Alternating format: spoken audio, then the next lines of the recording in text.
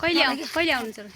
अब आउँछु आउने बेला खबर दिन्छ नि त आज भोलि पर्सितिर आइपुग्छ नि। हेलो साथीहरू, तपाईँलाई स्वागत छ मेरो सानो ब्लगमा।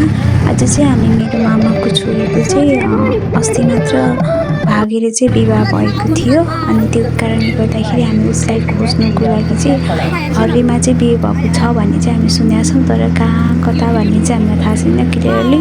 तर हामी चाहिँ अटो रिजर्भ गरेर चाहिँ हामी जाँदैछौँ। त्यहाँ गयो भने त अब गाउँघरमा त सोधपुछ गरेर पनि थाहा हुँदैन, तर कसरी बिहे गर्यो भने त ओह्रादेखि परसम्म थाहा भइहाल्छ। त्यही भएर चाहिँ साथीहरू हामी जाँदैछौँ। बाटोमा चाहिँ हाम्रो भाइहरू चाहिँ पैसा उठाउन, होलीको दिन हो नि त, त्यही भएर पैसा उठाउन बस्नुभएको रहेछ। साथीहरू हामी छिन्चुबाट चाहिँ जाँदैछौँ। देख्न सक्नुहुन्छ यहाँको सिनहरू कस्तो छ छिन्चुको ठाउँहरू।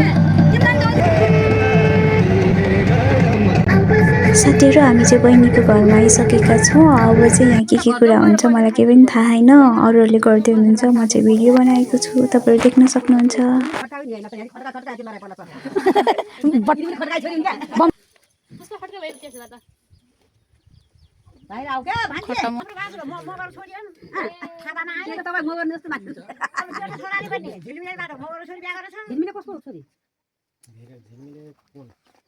तेरो मेरो बहिनीको बिहे भएको ठाउँ देख्न सक्नुहुन्छ।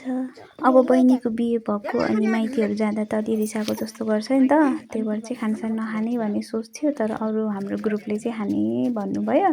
त्यही भएर चाहिँ मैले मात्रै के नखानु भनेर मैले अलिअलि हाँस्दो गरेँ। अनि साथीहरू अब चाहिँ हामी फर्कँदैछौँ। अघि जाँदा चाहिँ बहिनी हाँसिरहेको थियो, तर अहिले हामी फर्कँदा चाहिँ ऊ अलिकति नराम्रो लाग्यो होला नि त, अनि त्यही भएर रोइरहेको थियो। झन् बस्यो भने रुन्छ भनेर चाहिँ हामी सरासर आइसक्यो। अहिलेको जेनेरेसनले प्रायः जस्तो खेतीपाती गर्ने खोज्दैन, अनि अर्को कुरा भनेको खोजे पनि प्रायः मुस्किल हुन्छ उसलाई गर्नुको लागि होइन, पहिलाको जस्तो हुँदैन नि त।